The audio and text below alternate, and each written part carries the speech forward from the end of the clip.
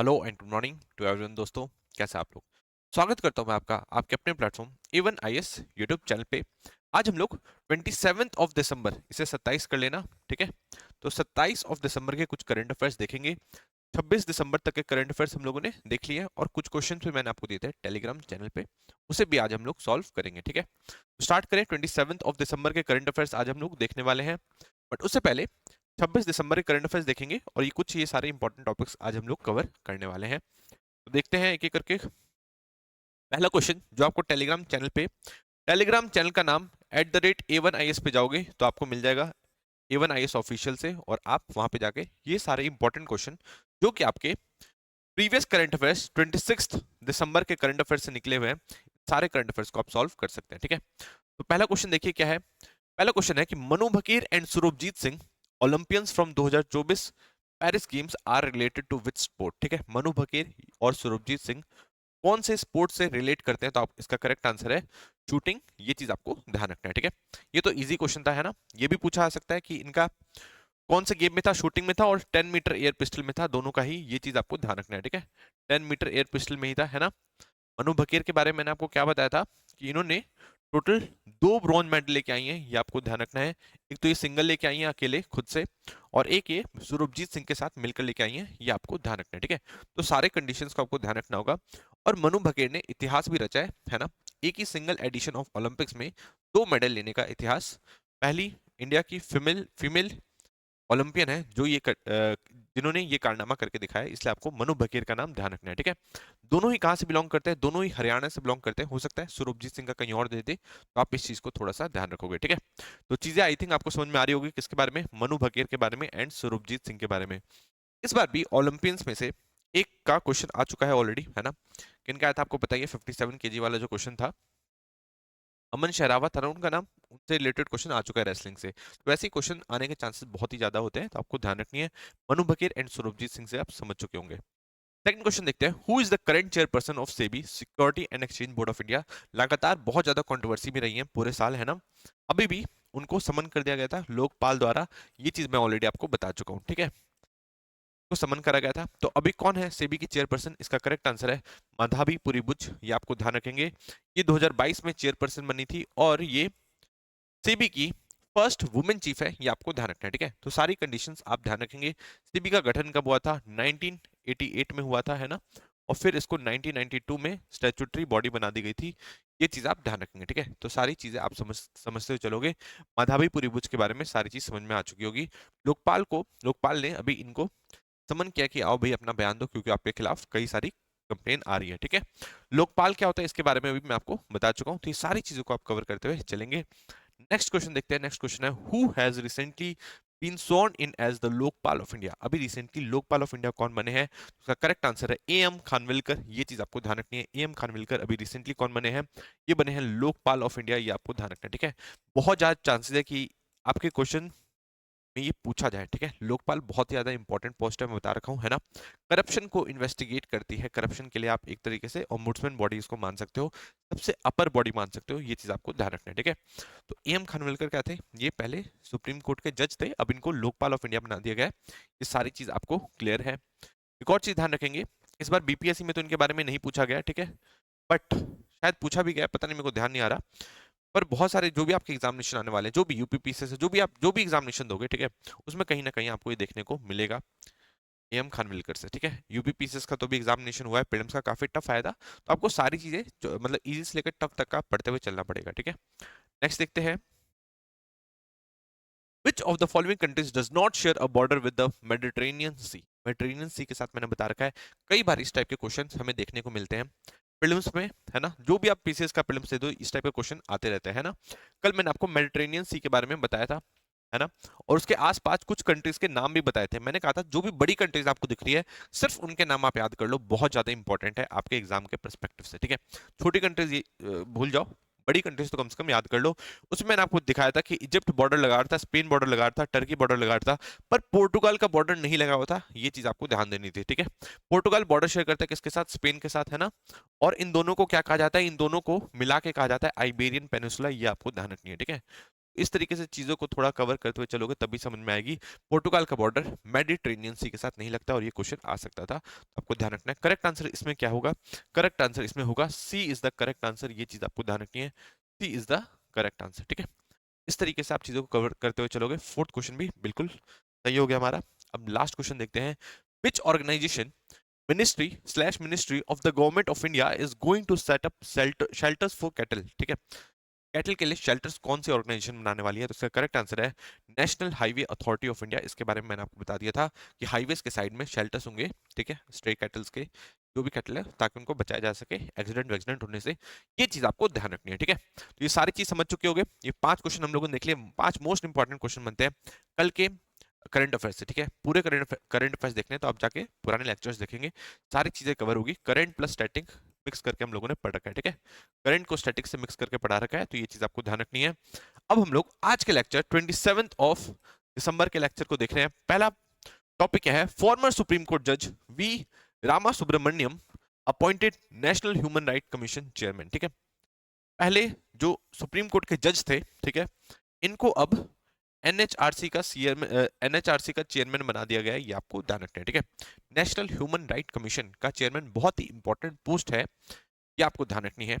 इसके इसको इसके जो चेयरपर्सन अपॉइंट होते हैं, इसको अपॉइंट करने के लिए अपॉइंट तो करते हैं प्रेसिडेंट, बट इसको अपॉइंट करने के लिए एक कमेटी बैठती है, उसमें प्राइम मिनिस्टर चेयर करते हैं उस कमेटी को। कमेटी के बारे में आपको बताऊंगा, ठीक है। ऐसे मैंने एनएचआरसी के बारे में कल भी कुछ चीजें बताई थी, ठीक है। ये आपको ध्यान रखना है कि अभी के लिए चेयरपर्सन कौन है एनएचआरसी के? रामा सुब्रमण्यन, जो कि पहले जज रह चुके हैं सुप्रीम कोर्ट के, ये आपको ध्यान रखनी है, ठीक है। तो ये चीज समझ में आ गई। अब इनके बारे में कल मैं आपको न्यूज क्या कवर करवा रहा था कि इससे नाखुश थे कौन? राहुल गांधी जी और मल्लिकार्जुन खड़गे जी, ठीक है। मल्लिकार्जुन खड़गे और राहुल गांधी, ये भी दोनों मोस्ट इंपोर्टेंट पर्सनैलिटी है इंडिया के लिए, है ना। दोनों लीडर ऑफ अपोजिशन है। Rahul Gandhi leader of opposition in Lok Sabha है और मल्लिकार्जुन खड़गे leader of opposition in Rajya Sabha है, ठीक है। अब आप मुझे बताएंगे leader of the house in Rajya Sabha कौन है, ये आप मुझे नीचे कमेंट सेक्शन में बताएंगे, ठीक है। तो ये चीज समझ में आ गई। वी सुब्रमण्यम क्या बने हैं? ये बने हैं हमारे अभी एनएचआरसी के चेयरपर्सन, ये आपको ध्यान रखना है। नेशनल ह्यूमन राइट कमीशन क्या है? ये एक स्टैट्यूटरी बॉडी है, ये आपको ध्यान रखना है। और इसे कौन से एक्ट के तहत बनाया गया है? Protection of human right act 1993 के तहत बनाया गया है, ये चीज आपको ध्यान रखनी है। ये चीज आई थिंक आप समझ चुके होंगे किसके बारे में, नेशनल ह्यूमन राइट कमीशन के बारे में, ठीक है। और इसको अपॉइंट करने के लिए एक कमेटी बैठती है। कमेटी को चेयर कौन करता है? उसको चेयर करते हैं प्रेसिडेंट ऑफ इंडिया, ये आपको ध्यान रखना है। उसमें और कौन होता है? प्रेसिडेंट नहीं, प्राइम मिनिस्टर ऑफ इंडिया, ये आपको ध्यान रखना है। अपॉइंट करते हैं प्रेसिडेंट, उनको चेयर कौन करता है? प्राइम मिनिस्टर ऑफ इंडिया, ये आपको ध्यान रखना है, ठीक है। तो कौन कौन रहेगा बॉडी में, आपको ध्यान रखना है। एक तो प्राइम मिनिस्टर रहेंगे, है ना। प्राइम मिनिस्टर रहेंगे तो अपोजिशन पार्टी से कोई तो होना चाहिए, तो आपको ध्यान रखना है।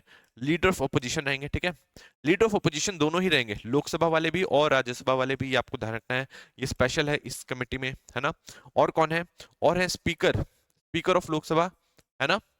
और deputy chairman of Rajya Sabha, deputy chairman of Rajya Sabha and union home minister, ये आपको ध्यान रखना है। ये चीज आप ध्यान रखेंगे, ठीक है। ये सारी चीजों को आप कवर करते हुए समझ चुके होगे, ये सारी चीजों को आप समझ चुके होगे, ये चीज आपको ध्यान रखनी है, ठीक है। आई थिंक अब हम लोग नेक्स्ट टॉपिक पे हमें जाना चाहिए।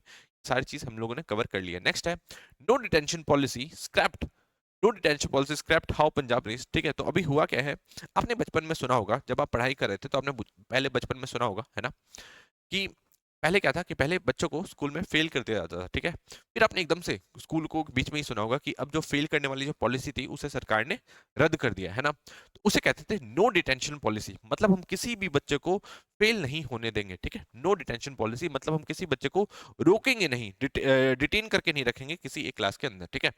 ये क्लास 5 से लेके 8 तक चलती थी, ठीक है। क्लास 5 से लेके 8 तक चलती थी, आपको ध्यान रखना है। नो डिटेंशन पॉलिसी में क्या होता था? नो डिटेंशन पॉलिसी में था कि कोई भी बच्चा 5वीं से और 8वीं क्लास के बीच में जो है, ठीक है, उसको हम लोग फेल नहीं करेंगे, क्योंकि फेल करने से उसके दिमाग पे काफी बुरा असर पड़ता है, ठीक है। वो तो एक तो पहली बात अपने क्लासमेट से दूर हो जाएगा, प्लस उसके साथ और भी प्रॉब्लम हो सकती है। हो सकता है वो बोर्ड फील हो, सेम चीज एक ही क्लास में रह रह के, ठीक है, या बहुत ज्यादा डिमोटिवेट हो जाए, ठीक है। उसकी वजह से हो सकता है फिर वो उसका कभी स्कूल में मन लगे ही ना और स्कूल को वो छोड़ दे, ठीक है। हम लोगों ने नो डिटेंशन पॉलिसी को फॉलो करना स्टार्ट किया था, क्यों? क्योंकि राइट टू एजुकेशन एक्ट 2009 को पास किया गया था। उसके सेक्शन 16 के तहत ये कहा गया था कि हम लोग किसी को भी डिटेन नहीं करेंगे, हमारी एक पॉलिसी होगी नो डिटेंशन पॉलिसी, ये आपको ध्यान रखना है, ठीक है। नो डिटेंशन पॉलिसी, ये चीज आप ध्यान रखेंगे। अब इस डिटेंशन पॉलिसी में क्या किया गया, अब इसमें बदलाव कर दिया गया, अमेंडमेंट कर दिया गया, ये आपको ध्यान रखना है कब, 2017 के अंदर, ये चीज आपको ध्यान रखनी है, ठीक है। इसमें अमेंडमेंट कर दिया गया और कहा गया कि अब स्टेट्स के ऊपर है कि वो चूज करे कि उसको डिटेन करना है कि नहीं करना, ठीक है। मतलब हर स्टेट में अब अलग अलग हो सकता है, ये आपको ध्यान रखना है। और इसके लिए कमेटी भी बताई गई कि आप बताओ भाई कि नो डिटेंशन पॉलिसी सही है कि नहीं। तो उस कमेटी ने रिकमेंडेशन दी कि आपने जो नो डिटेंशन पॉलिसी रखा है उसका कोई भी फायदा नहीं हुआ है, ठीक है, उसका कोई भी रिजल्ट नहीं निकला है, इसलिए भाई इसको हटा ही दो, ठीक है। अगर कोई बच्चा फेल होता है तो उसको कंपार्टमेंट का एग्जाम देना होगा। कंपार्टमेंट का एग्जाम उसके फेल होने के, उसके रिजल्ट के 2 महीने के भीतर ही होगा, ठीक है। 2 महीने के भीतर उसका एग्जाम होगा दोबारा कंपार्टमेंट का। और अगर वो फिर से उसमें फेल हो जाता है तो उसको उसी क्लास में रोक दिया जाएगा। ये चीज आपको ध्यान रखनी है, ठीक है। पहले ऐसा नहीं था, पहले क्या होता था कि कैसे भी पास करना ही करना है बच्चों को, ये चीज आप ध्यान रखेंगे, ठीक है। तो अब आपको ध्यान रखना है कि नो डिटेंशन पॉलिसी को हटा लिया गया है, ये चीज आप ध्यान रखेंगे। नो डिटेंशन पॉलिसी को हटा लिया गया है, ठीक है। आई थिंक आप ये सारी चीजों को समझ पा रहे होंगे। इस तरीके से आपको चीजों को थोड़ा कवर करते हुए चलना है। अब हम लोग नेक्स्ट टॉपिक पे जाएंगे। No detention policy already cover हो चुका है। नेक्स्ट देखते हैं, India transform from regional leader to global leader and shaping direction of diplomacy and economics globally, ठीक है। ये किसने कहा है, ये हमारे होम मिनिस्टर अमित शाह जी ने कहा है, ये आपको ध्यान रखना है। इनको प्राइम मिनिस्टर मोदी जी का हनुमान भी कहा जाता है। और इन्होंने कहा है कि यार जो हम लोग अब ग्लोब में आ गए हैं, एक तरीके से ग्लोब में आ गए हैं, मतलब अब हम लोग ग्रेट पावर कहलाने लायक हो गए हैं। कई देश हमें ग्रेट पावर कहते हैं, जैसे कि अभी रिसेंट की ही रशिया ने भी सेम बात कही थी कि अब इंडिया एक नॉर्मल पावर नहीं है, अब ये ग्रेट पावर है। ग्रेट पावर एक ओहदा माना जाता है, ठीक है। मतलब वो कुछ ना कुछ इन्फ्लुएंस रखता है, अपने आसपास की कंट्रीज में इन्फ्लुएंस रखता है, लोग को इन्फ्लुएंस करने की ताकत रखता है, ठीक है। अब आप देखते होंगे कि जब भी हमारे कोई फॉरेन मिनिस्टर जाएंगे, है ना, इवन फॉरेन सेक्रेटरी से भी बड़े बड़े जो देश के प्रधानमंत्री या प्रेसिडेंट होते हैं वो भी मिल लेते हैं ना, हमारे एनएसए से सीधा पुतिन मिलते हैं, ठीक है। दैट मीन्स कि हमारी जो इंपॉर्टेंस है काफी ज्यादा बढ़ गई है। पहले क्या होता था कि जो हमारे प्राइम मिनिस्टर है वहां के प्राइम मिनिस्टर या प्रेसिडेंट जो भी हेड ऑफ गवर्नमेंट होगा उसी से मिलेगा, बट अब चेंज हो गया है। अब क्या हो गया, जो हमारे एनएसए हैं वो भी जाकर वहां के प्रेसिडेंट या प्राइम मिनिस्टर जो भी हेड ऑफ गवर्नमेंट है उससे मिल लेता है। दैट मीन्स कि हमारी जो इंपॉर्टेंस है काफी ज्यादा बढ़ती जा रही है, क्योंकि जो ताकतवर देश होगा ऑब्वियसली उसी के छोटे अधिकारी से भी मिलने के लिए जो हेड ऑफ गवर्नमेंट है वो आ जाएगा। मतलब एनएसए भी बड़ा अधिकारी है, but head of government prime minister के सामने तो वो नहीं है ना। तो इसलिए आपको ध्यान रखना है कि दैट मीन्स कि हमारा जो ओहदा है वो बहुत ज्यादा बढ़ गया है। ये इस चीज को प्रूव करता है, ये आपको ध्यान रखना है, ठीक है। तो ये किस वजह से, ये हमारी डिप्लोमेसी की वजह से, ये चीज आपको ध्यान रखनी है। और ये सारी बात किसने कही है, ये बात कही है अमित शाह जी ने, ये चीज आपको ध्यान रखना है, ठीक है। आई थिंक आप सारी चीज समझ चुके होंगे। अब हम लोग नेक्स्ट देखते हैं, नेक्स्ट क्या है, नेक्स्ट न्यूज क्या है, Republic day parade 2025 W theme is स्वर्णिम भारत विरासत और विकास, ये आपको ध्यान रखनी है, ठीक है। तो आपको पता है कि इस टाइप के टैब्लू होते हैं, टैब्लू की फोटो तो मैंने इमेज तो नहीं लगाई है, ठीक है। टैब्लू में क्या होता है, उस स्टेट के बारे में सारी चीजें दिखाई जाती है, उस स्टेट का एक अलग से बुलक कार्ड टाइप का निकलता है और उसमें उस स्टेट से रिलेटेड कुछ इंपॉर्टेंट चीजें होती है जो उसके कल्चर को दिखाती है। ये चीज आपको ध्यान रखनी है, ठीक है। कल्चर हो गया, आर्ट हो गया, डांस फॉर्म हो गया, कुछ भी हो गया, उन सारी चीजों को दिखाया जाता है उस टैब्लू में, ये आपको ध्यान रखना है, ठीक है। इस टैब्लू से रिलेटेड ही एक कंट्रोवर्सी हो गई थी जिसमें दिल्ली के जो पुराने सीएम रहे हैं, कौन, अरविंद केजरीवाल, उन्होंने आरोप लगाया था भेदभाव का कि आप दिल्ली वालों के साथ भेदभाव क्यों करते हो, आप हमारी चीजों को क्यों रिजेक्ट कर देते हो, ठीक है।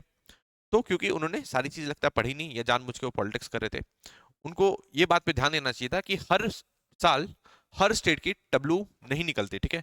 जरूरी नहीं है कि हर स्टेट की टब्लू इस बार निकलेगी ही निकलेगी। इस बार दिल्ली की छोड़ दी गई तो हो सकता है अगली बार उसको ऐड कर लिया जाएगा और किसी और स्टेट को छोड़ दिया जाएगा, ये आपको ध्यान रखना है, ठीक है। इस बार टोटल 15 स्टेट इस टब्लू वाले जो टब्लू में पार्टिसिपेट करने वाली हैं, उसमें से बिहार भी एक है और अपना स्टेट भी आप देख सकते हैं, ठीक है। आप जिस भी स्टेट से बिलोंग करते हैं आप उसको देख सकते हैं, बिहार भी इसमें से एक है, ये चीज आपको ध्यान रखनी है। दिल्ली का और देखेंगे तो दिल्ली आपको नहीं मिलेगा। ये सारे जो टब्लू का सिलेक्शन होता है वो एक कमेटी करती है और पहले तो ये चेक करती है कि ये जो थीम है, जो थीम हमने दिया है, जैसे इस बार का थीम है क्या, इस बार का थीम है स्वर्णिम भारत विरासत और विकास, इससे मैच कर रहा है कि नहीं, इस थीम से मैच करेगा। फिर वो ये चेक करेगी कि क्या जो आपने टब्लू दिया है ये कहीं आपका कोई पुराना वाला टब्लू तो नहीं है, आपने उसी को दिखा दिया, ठीक है। तो ये सारी चीजों को चेक करता है, उसके कलर को चेक करता है, ठीक है, वो दिखने में कैसे लग रहा है, वो मैसेज को पिन पॉइंट तरीके से एकदम लोगों तक पहुंचा पा रहा है कि नहीं। ऐसा तो नहीं कि लोग देख के कंफ्यूज हो रहे हैं कि भैया क्या चीज बना दिया, ठीक है। सुंदर के नाम पे कुछ भी हो सकता है बना दिया जाए। तो ये सारी चीजें को बारीकी से चेक करी जाती है और एक कमेटी, वो जो कमेटी बनी होती है वो रिकमेंडेशन देती है, तो तभी उस टब्लू को कर्तव्य पद पे उसको लाने के लिए उसको अनुमति दी जाती है। ये चीज आपको ध्यान रखना है, तभी उसके बाद वो टब्लू आ सकता है और कर्तव्य पद पे अपना प्रदर्शन कर सकता है, अपने स्टेट को प्राउडली रिप्रेजेंट कर सकता है। ये सारी चीज आप ध्यान रखेंगे, ठीक है। ये सारी चीज आई थिंक आप समझ चुके होंगे। अब हम लोग नेक्स्ट जा रहे हैं, नेक्स्ट टॉपिक पे।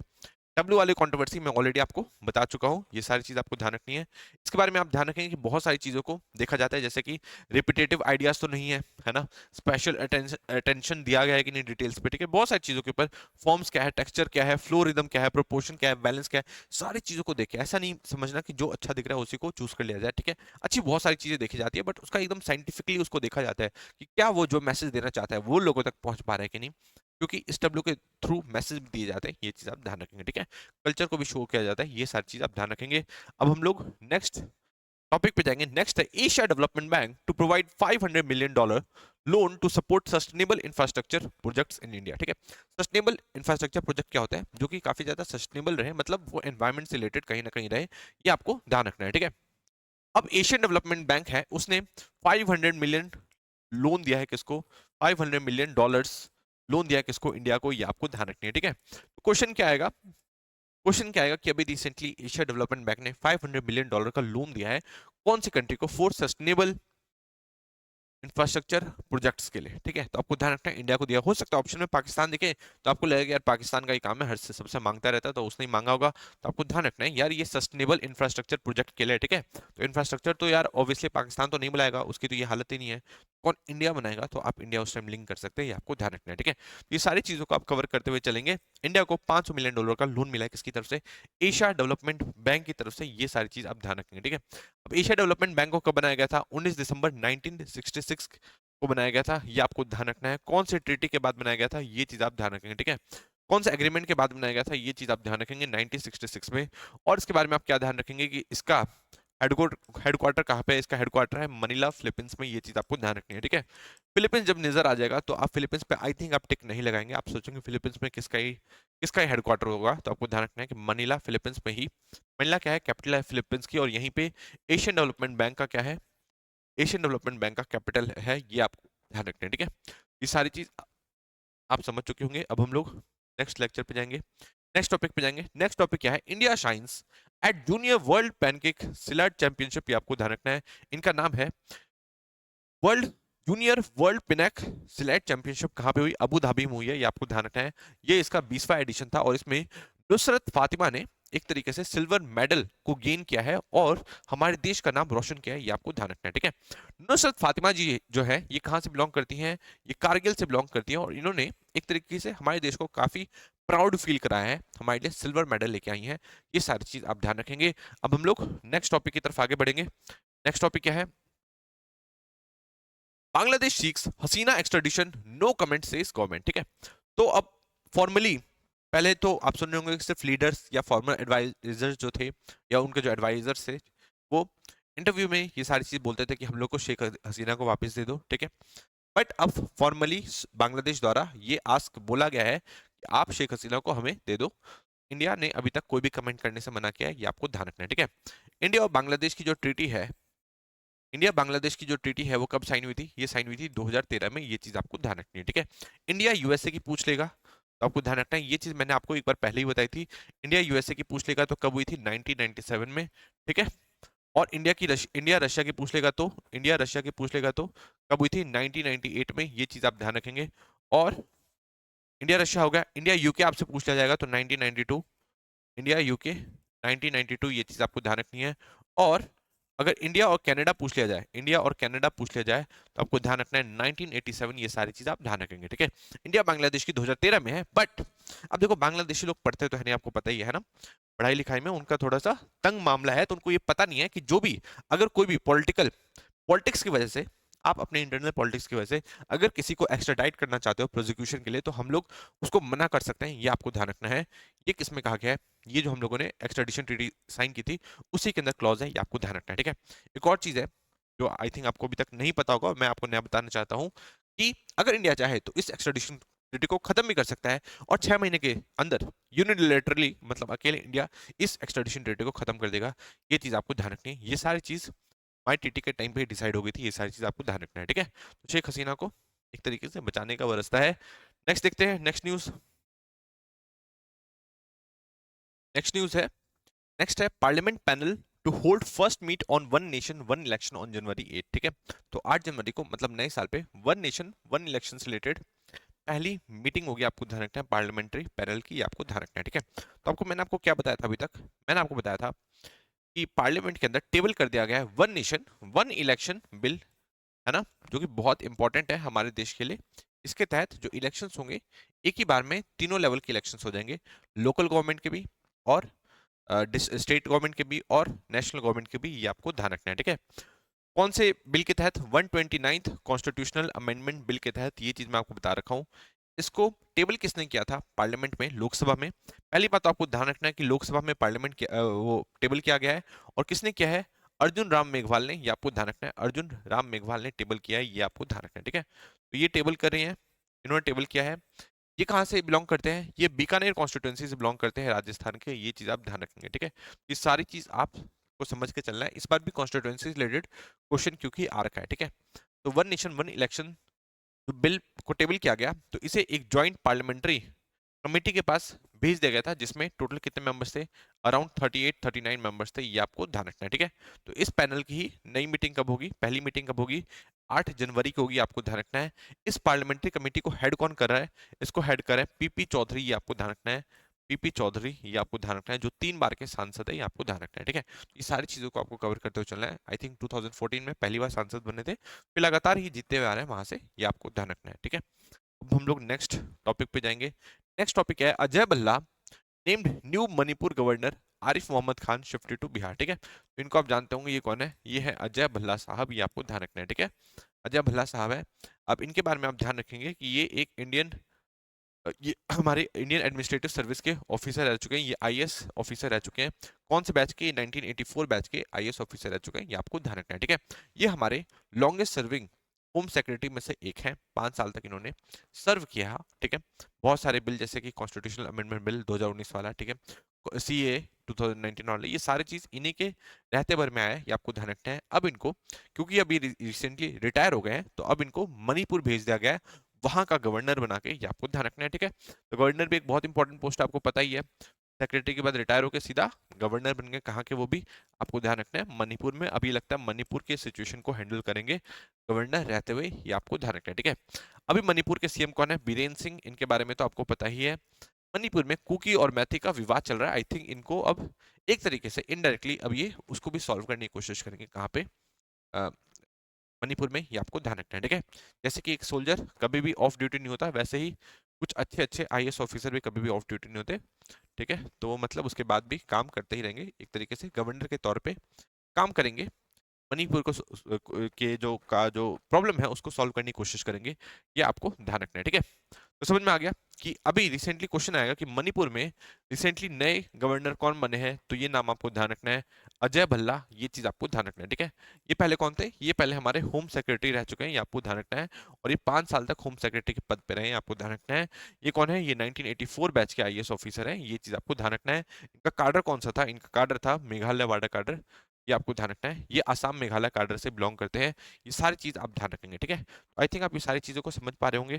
और कुछ इंपॉर्टेंट अपॉइंटमेंट्स हुई हैं इस बार, ठीक है। कहाँ कहाँ अपॉइंटमेंट हुई है एक बार देख लेते हैं। द्रौपदी मुर्मू जी ने किया है। जनरल वीके सिंह को आप जानते होंगे, ये गाजियाबाद से लगातार 3 बार जीत के आए थे, ठीक है, एमपी बने थे। इनको, जनरल वीके सिंह जो कि आर्मी चीफ रह चुके हैं, रिटायर्ड, अब इनको मिजोरम का गवर्नर बना दिया गया है, ये आपको ध्यान रखना है। तो ये सारी जो अपॉइंटमेंट्स है बहुत ज्यादा इंपॉर्टेंट है, ये नए मिजोरम के गवर्नर बने हैं, ये चीज आप ध्यान रखेंगे। केरला के गवर्नर आरिफ मोहम्मद खान को अब बिहार भेज दिया गया है, ये आपको ध्यान रखना है। इनसे आप भली भांति परिचित होंगे, ठीक है, आरिफ मोहम्मद खान, ठीक है, बहुत फेमस पर्सनैलिटी है और केरला के गवर्नर भी रह चुके हैं। काफी कंट्रोवर्सी रही वहां पे केरला में, वहां पे कम्युनिस्ट पार्टी की सरकार के बीच में और इनके बीच में। अब इनको बिहार ट्रांसफर कर दिया गया है, ये आपको ध्यान रखना है, ठीक है। उड़ीसा के जो गवर्नर थे रघुबर दास, इन्होंने रिजाइन मार दिया है और अब इनकी जगह कौन आया है? इनकी जगह आए हैं हरि बाबू कंभमपति, ये आपको ध्यान रखना है। कंभमपति आ चुके हैं, हरि बाबू कंभमपति, ये आप ध्यान रखेंगे उड़ीसा में। और कुछ अपॉइंटमेंट हुए हैं, आरिफ मोहम्मद खान के बारे में मैंने आपको बता दिया। और जो बिहार के गवर्नर थे राजेंद्र विश्वनाथ आर्लेकर, जो कि सीएम नीतीश कुमार के बहुत करीबी माने जाते हैं, अब इनको केरला भेज दिया गया, ये आपको ध्यान रखना है, ठीक है। मतलब केरला के गवर्नर को बिहार और बिहार के गवर्नर को केरला भेज दिया है, ये आपको ध्यान रखना है, ठीक है। ये सारी चीज आपको ध्यान रखनी है।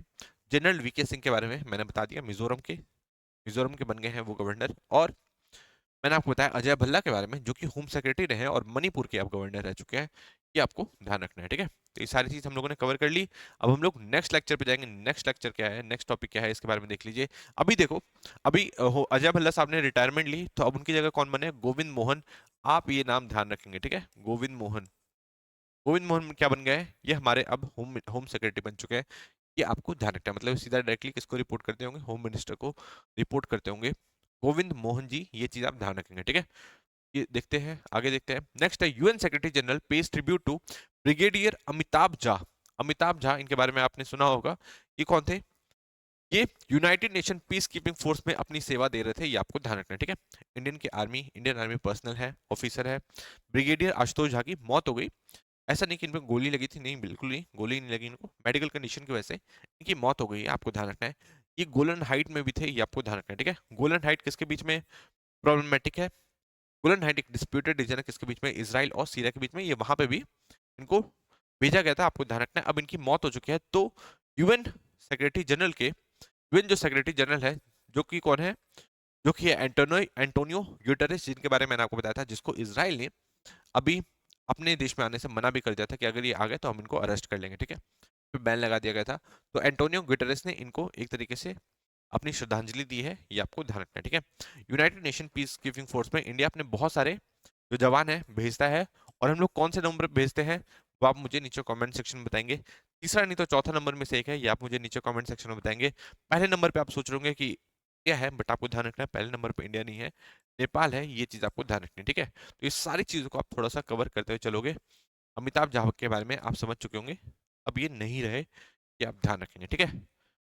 एक और क्वेश्चन आ सकता है, अभी रिसेंटली ही पिछले साल आई थिंक 2023 में United nation peace keeping force में जो महिलाएं जो फोर्स में है, ठीक है, जो वुमेन सोल्जर्स है, उन सबको, जो कि इंडियन वुमेन सोल्जर्स है, उनको एक अबय नाम के एरिया में, अबय, ABYEI, अबय नाम के एरिया में उनको भेजा गया है सिचुएशन संभालने के लिए, आपको ध्यान रखना है, ठीक है। अबे नाम का जो एरिया है वो डिस्प्यूटेड है, किसके बीच में, ऊपर है इसके सूडान और नीचे है साउथ सूडान, आपको ध्यान रखना है। इसके बीच में एक डिस्प्यूटेड एरिया अबे नाम का, जहाँ पे यूएन पीस कीपिंग फोर्स की जो वुमेन का जो उनका वुमेन दस्ता है वो वहाँ पे तैनात है, ये आपको ध्यान रखना है, ठीक है। नेक्स्ट न्यूज देखते हैं, इसरो टू लॉन्च इट्स की स्पेडएक्स मिशन ऑन दिसंबर 19, ठीक है। इसरो अपना मिशन लॉन्च करने वाला है स्पेडएक्स, आपको ध्यान रखना है। स्पेडएक्स के बारे में आप थोड़ा ध्यान रखेंगे। देखो, कोई भी बड़ा मिशन होता है, ठीक है, तो उसको छोटे छोटे टुकड़ों में तोड़ के किया जाता है, आपको ध्यान रखना है, ठीक है। हमारे ऊपर जो सबसे लार्जेस्ट बॉडी है, मैनमेड बॉडी, वो है इंटरनेशनल स्पेस स्टेशन, ये आप ध्यान रखेंगे, जिसको बहुत सारी कंट्रीज ने मिलकर बनाया है। तो एक बार में इसको ऊपर नहीं पहुंचा दिया गया था, बहुत सारे पार्ट्स को उसको तोड़ तोड़ के पहुंचाया गया था, ठीक है। पहले एक पार्ट को पहुंचाया 1998 से स्टार्ट करी गई, फिर उसको पहुंचाते गए, आई थिंक आपको ध्यान रखना है, ठीक है। आई थिंक रिसेंटली जो पहुंचाया गया था 2013 में पहुंचाया गया था, तो मतलब इतने रिसेंटली तक ये सारे जो पार्ट्स हैं को पहुंचाए गए हैं इंटरनेशनल स्पेस स्टेशन में, आपको ध्यान रखना है। तो स्पेडएक्स मिशन क्या है, स्पेडएक्स मिशन के तहत हम लोग यही शो करने की कोशिश करेंगे इंडिया की कैपेबिलिटी को, कि हम लोग कोई भी मिशन को ऊपर ही दो अलग अलग सैटेलाइट्स को जोड़ सकते हैं या अलग अलग पार्ट्स को जोड़ के दिखा सकते हैं, ठीक है। तो ये हम लोग ये शो करने की कोशिश करें कि स्पेडएक्स मिशन के तहत हम लोग दो अलग अलग पार्ट्स को जोड़ा जा सकता है, कहाँ पे, स्पेस के अंदर, और ये हम लोग करके दिखाने वाले हैं कब, दिसंबर 30 में, और ये हम लोग पहली बार करने वाले हैं, ठीक है। तो ये काफी ज्यादा इंपॉर्टेंट होने वाला है। एक तरीके से हो सकता है हम लोग फिर से इतिहास रच दें, ये आपको ध्यान रखना है चंद्रयान 3 के बाद। नेक्स्ट देखते हैं, नेक्स्ट है डिफेंस सेक्रेटरी लॉन्चेस राष्ट्र पर्व वेबसाइट मोबाइल ऐप। अब ये राष्ट्र पर्व वेबसाइट क्या है, इस वेबसाइट या मोबाइल ऐप पे आपको क्या मिलेगा, रिपब्लिक डे और इंडिपेंडेंस डे से रिलेटेड जानकारी, ठीक है। जो भी नेशनल लेवल का कोई बड़ा सा अगर हम कुछ ऑर्गेनाइज करने वाले हैं तो उससे रिलेटेड जानकारी, प्लस इवेंट कब होने वाला है, ये सारी चीज जानकारी, टिकट का सेल, ये सब सब कुछ आपका कहाँ पे होगा, राष्ट्र पर्व वेबसाइट पे या मोबाइल ऐप पे, ये आपको ध्यान रखना है। और इसको लॉन्च किसने किया है, इसको लॉन्च किया हमारे डिफेंस सेक्रेटरी ने, राजेश कुमार सिंह ने, ये आपको ध्यान रखना है, ठीक है। तो ये सारी चीजों को आप समझ के चलेंगे। नेक्स्ट न्यूज की तरफ आगे बढ़ते हैं, India to become 30 trillion economy by 2047, ये किसने कहा है, धर्मेंद्र प्रधान ने कहा है, ये आपको ध्यान रखना है, ठीक है।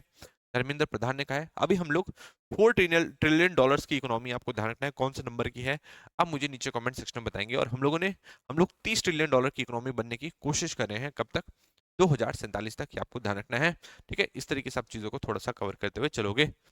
नेक्स्ट देखते हैं, ministry of Ayush launches film series Ayush for all, ठीक है। तो मिनिस्ट्री ऑफ जो आयुष है, मिनिस्ट्री ऑफ आयुष, इसने एक फिल्म सीरीज बनाई है Ayush for all, holistic health care through national Ayush mission, ठीक है। अब इसमें जो हमारी अचीवमेंट है नेशनल आयुष मिशन के तहत, उसको दिखाने की कोशिश करी गई है, ये आपको ध्यान रखना है, ठीक है। तो आयुष मिनिस्ट्री के जो चीफ है वो कौन है, ठीक है, मिनिस्टर कौन है, ये आप मुझे नीचे कमेंट सेक्शन में बताएंगे। नेक्स्ट न्यूज है Modi extends Hanukkah greetings to Israel PM, ठीक है। अभी हनुक्का क्या है आपको ध्यान रखना है। हनुक्का एक फेस्टिवल है, कौन सी कंट्री से बिलोंग करता है, हनुक्का फेस्टिवल किससे बिलोंग करता है, इजराइल से बिलोंग करता है, ये आपको ध्यान रखना है, ठीक है।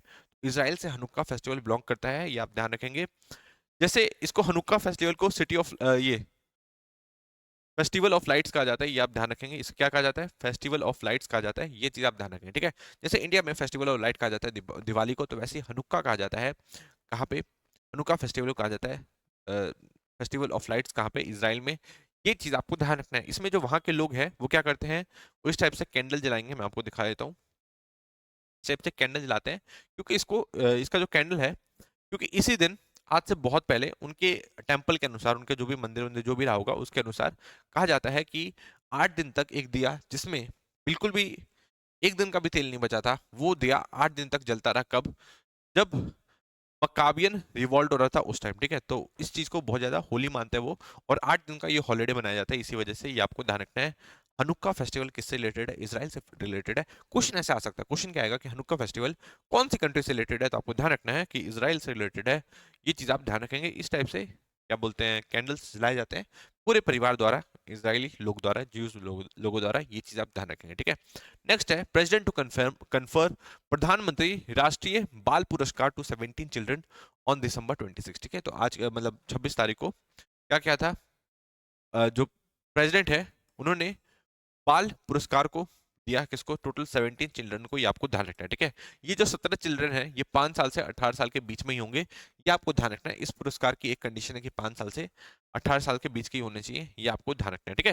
ये किस फील्ड में दिया जाता है, ये 7 अलग अलग फील्ड में दिया जाता है। हो सकता है आपको लगे कि नहीं ये कुछ फाइटिंग वाइटिंग का कुछ लग रहा है क्या, या कुछ ऐसा साहसी काम कर दिया, तो आपको ध्यान रखना है नहीं, इसमें और भी अलग अलग टाइप की चीजें हैं, जैसे कि आर्ट है, कल्चर है, ब्रेवरी है।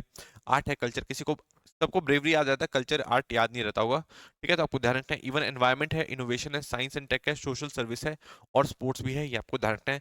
इन सारे 7 फील्ड्स के अंदर क्या दिया जाता है, बाल पुरस्कार दिया जाता है। इस बार टोटल 17 लोगों को दिया गया, किसके द्वारा, प्रेसिडेंट ऑफ इंडिया द्वारा, ये चीज आपको ध्यान रखना है, ठीक है। इसमें 1 लाख का कैश प्राइज मिलता है, मेडल मिलता है, ठीक है, सर्टिफिकेट मिलता है और साइटेशन मिलता है कि भाई ये आपको उपहार दिया जा रहा है। ये सारी चीज आपको ध्यान रखनी है, ठीक है। तो समझ में आया। इसके लिए कमेटी बनाई जाती है, इस कमेटी को हेड कौन करता है, इसको हेड करते हैं union minister for women and child development. ये कमेटी है, ये तरीके से शॉर्टलिस्ट करती है कि किस किस को मिलेगा इस बार का प्राइज, ये आपको ध्यान रखना है, ठीक है। समझ में आया। नेक्स्ट देखते हैं। इसके लिए कंडीशंस क्या क्या है, एक बार ये सुन लो कि 5 साल से 18 साल के बीच में बच्चा होना चाहिए, और जो बच्चा है वो इंडियन सिटीजन होना चाहिए और रेजिडेंट होना चाहिए इंडिया का, एनआरआई नहीं चलेंगे, ये आपको ध्यान रखना है, ठीक है। नेक्स्ट न्यूज में जाएंगे। नेक्स्ट न्यूज है Madhya Pradesh to get 2 lions from Gujarat in exchange for 2 tigers, forest department, ठीक है। तो अब मध्य प्रदेश में देखो, एक है एनिमल एक्सचेंज प्रोग्राम, उस प्रोग्राम के तहत अलग अलग जगह से हम लोग, मतलब इंडिया के अलग अलग जगह से हम लोग एनिमल को एक्सचेंज कर सकते हैं, वहां के एनिमल को एक्सचेंज कर सकते हैं, ठीक है। तो ये आपको ध्यान रखना है। तो एमपी है, अगर उसको लाया जा सकता है, एनवायरमेंट ये सब सही है, वहाँ की इकोलॉजी सही है, तो तब किया जा सकता है, ये आपको ध्यान रखना है, ठीक है। तो एमपी और गुजरात में डील हुआ। एमपी ने कहा गुजरात को कि आप हमें 2 लॉयन दो, ठीक है, 2 लायन दो, और हम आपको क्या देंगे, 2 बंगाल टाइगर देंगे, ठीक है। तो ये 2 गिर लॉयंस किसको दिए, गुजरात ने एमपी को दिए हैं, और 2 बंगाल टाइगर्स एमपी ने गुजरात को दिए हैं, ये आपको ध्यान रखना है, ठीक है।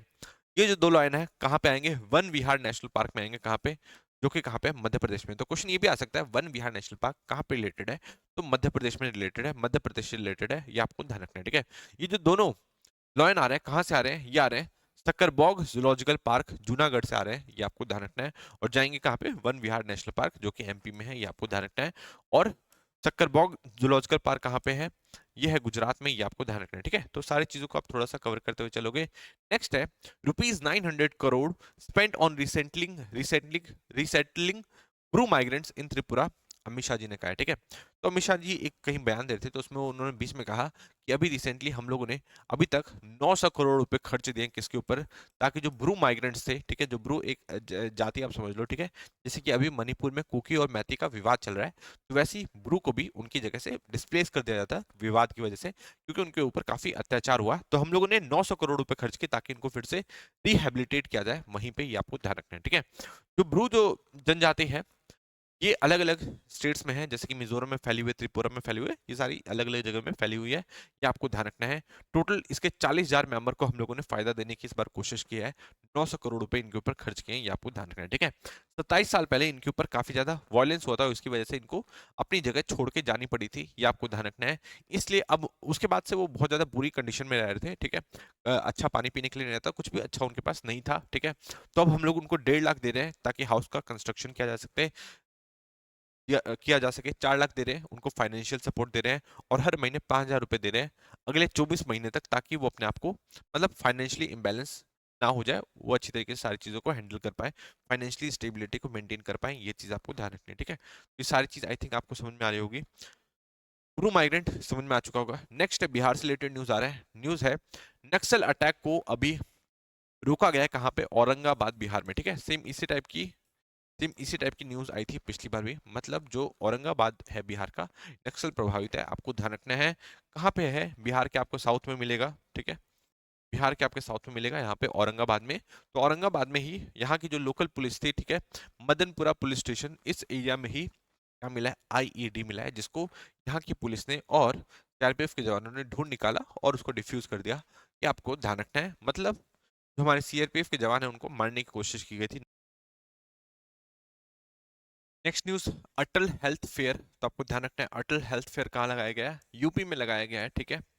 योगी आदित्यनाथ ने लगवाया है अटल हेल्थ फेयर, ठीक है। तो अभी रिसेंटली ही जापानीज एनसेफलाइटिस, इसके बारे में जानते होंगे, इसको यूपी ने सक्सेसफुली इराडिकेट कर दिया, ये बच्चों को हो जाता है, आपको पता होगा, इसकी वजह से काफी बच्चों की मौत हो जाती है, ठीक है। तो जो हमारे अभी डिफेंस मिनिस्टर है राजनाथ सिंह जी, उन्होंने यही कहा कि मैं वो नहीं कर पाया जो अभी योगी आदित्यनाथ ने करके दिखा दिया है, ठीक है, क्योंकि जापानीज एनसेफलाइटिस की वजह से कई लोगों की मौत हो जाती है, आपको ध्यान रखना है।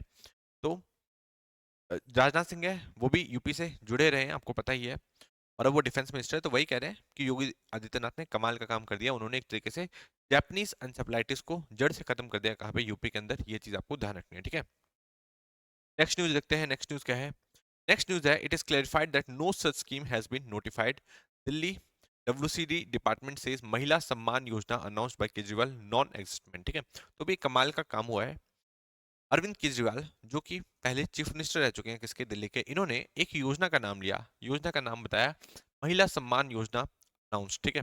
महिला सम्मान योजना को अनाउंस कर दिया, बोला कि हम लोग हर महीने इतने रुपए देंगे, ठीक है, महिलाओं को, जैसा कि आपने झारखंड में देखने को देखा, मध्य प्रदेश में भी देखा था, और अभी आपने महाराष्ट्र में भी ये सेम चीज देखी, ठीक है। तो जो अरविंद केजरीवाल जी है उन्होंने भी यही चीज करी, महिला सम्मान योजना को अनाउंस किया। इसके तहत वो बोले कि हम लोग हर महीने जो भी वुमेन होंगी दिल्ली की उनको पैसे देंगे, ये बात इन्होंने कही, ठीक है। अब जो उनका डिपार्टमेंट है उन्होंने कहा कि भाई ऐसी जो स्कीम का नाम आप बोल रहे हो कि आपने ये पास कर दिया, ऐसी तो स्कीम आपने कभी पास ही नहीं की, ना उसका कभी जिक्र किया, तो आप ऐसा बोल क्यों रहे हो, तो किसने किया, ये उसके डिपार्टमेंट ने क्लैरिफाई किया है, ये आपको ध्यान रखना है। और ये अभी भी बोल रहे हैं कि इनका डिपार्टमेंट झूठ बोल रहा है, ठीक है, ये कुछ अलग ही पॉलिटिक्स चल रही है। नेक्स्ट देखते हैं, नेक्स्ट है Assam police awards terror attack ploy of Bangladesh link terrorist, ठीक है। तो बांग्लादेश आपको पता है काफी ज्यादा रेडिकल होता जा रहा है, और वो एक तरीके से क्या चाहता है, वहां के टेररिस्ट चाहते हैं कि वो कैसे भी इस सिलीगुड़ी कॉरिडोर को तोड़ दें, ये आपको ध्यान रखना है, ठीक है। इसे कहते हैं सिलीगुड़ी कॉरिडोर, जिसको हम लोग चिकन नेक नाम से भी जानते हैं, पर चिकन नेक जो वर्ड है ये आपको ज्यादा इस्तेमाल में नहीं लाना, ये आपको ध्यान रखना है, ठीक है। तो चिकन नेक को तोड़ दे, इससे 3 कंट्रीज के बॉर्डर लग रहे हैं, देख लीजिए, नेपाल हो गया, भूटान हो गया, और बांग्लादेश हो गया, ये भी आपको ध्यान रखने वाली चीज है। और ये टोटल 17 किलोमीटर्स का है, ये आपको ध्यान रखना है कितने किलोमीटर्स का है, 17 किलोमीटर का है, जिसको तोड़ने की बात कर रही है कौन, साजिश कर रहे हैं कौन, बांग्लादेशी, ये आपको ध्यान रखना है, ठीक है। बट हम ऑब्वियसली टूटने नहीं देंगे, और हो सके तो इसको एक्सटेंड भी कर लेंगे, बढ़ा भी लेंगे, ठीक है, अभी काफी अच्छा मौका है, इसको बढ़ा सकते हैं, इसको बढ़ाया जाना चाहिए। नेक्स्ट देखते हैं, नेक्स्ट क्या है, Manipur CM Biren Singh launches state wide crackdown on illegal armed militants, ठीक है। तो इन्होंने स्टेट वाइड क्रैकडाउन स्टार्ट कर दिया किसके ऊपर, जो मिलिटेंट्स के ऊपर, आपको पता है कि कई सारे एमएलएस के ऊपर और मंत्री के ऊपर सीधा हमला किया गया था, ग्रेनेड से हमला किया गया था उनके घरों के ऊपर, ठीक है। तो अब इन्होंने जो भी मिलिटेंट्स के पास जो इतने सारे हथियार आ गए उन पर क्रैकडाउन स्टार्ट हो चुका है मणिपुर के अंदर। बीरेन सिंह वहां के चीफ मिनिस्टर हैं, आपको ध्यान रखना है, ठीक है। बहुत सारे जो आर्म्स सब आए हैं म्यांमार से ऑब्वियसली आए होंगे, चाइना ने भी प्रोवाइड किया होगा, ये चीज आपको ध्यान रखनी है। और यूएसए भी इसके पीछे कहा जाता है क्योंकि वहां पे जो इलॉन मस्क का इलॉन मस्क की जो सैटेलाइट इंटरनेट वाली फैसिलिटी है सैटेलाइट के थ्रू, उससे रिलेटेड कुछ बॉक्सेस कुछ इक्विपमेंट्स भी पाए गए हैं यहाँ पे मणिपुर के अंदर। तो ये अमेरिका के भी कहीं ना कहीं इसके पीछे हाथ हो सकता है, ये आपको ध्यान रखना है। नेक्स्ट न्यूज देखते हैं। 150 एमपीज को इनवाइट किया जा रहा है कहाँ पे, बेलगाम सेशन को अटेंड करने के लिए कांग्रेस का, ये आपको ध्यान रखना है, ठीक है। अब ये इतना इंपॉर्टेंट क्यों है? इतना इंपॉर्टेंट इसलिए है कि 1924 आप जानते होंगे, 1924 में महात्मा गांधी ने अकेले पहली बार और आखिरी बार बेलगाम सेशन ऑफ कांग्रेस को एज अ प्रेसिडेंट के अध्यक्ष बन के को एक तरीके से ऑर्गेनाइज किया था। ये आपको ध्यान रखना है, कहाँ पे किया था? तो क्या था? बेलगाम में, ये आपको ध्यान रखना है, ठीक है। अब इस बेलगाम का नाम बेलागावी कर दिया गया है, ये आपको ध्यान रखना है, बेलागावी कर दिया गया है। और 26 और 27 दिसंबर को एक तरीके से कांग्रेस फिर से वहां पे मीटिंग करने वाली है, क्योंकि अभी 100 साल कंप्लीट होने वाले हैं, ये आपको ध्यान रखना है, ठीक है। कल इस पर्टिकुलर मुद्दे को मैं फिर से अपने स्टार्टिंग वाले जो करंट अफेयर्स है उसमें और बताऊंगा, और इसकी सिग्निफिकेंस मुझे और बतानी है, ठीक है, क्योंकि उसमें थोड़ा सा 5 मिनट टाइम लग गया, तो उसके बारे में हम लोग स्टार्टिंग में ही बात कर लेंगे बेलगाम सेशन के बारे में। ठीक, इसका महात्मा गांधी का आपको ध्यान रखना है, इसमें महात्मा गांधी ने इसे होस्ट किया था एज अ प्रेसिडेंट, ये आपको ध्यान रखना है, कहाँ पे? बेलगाम में।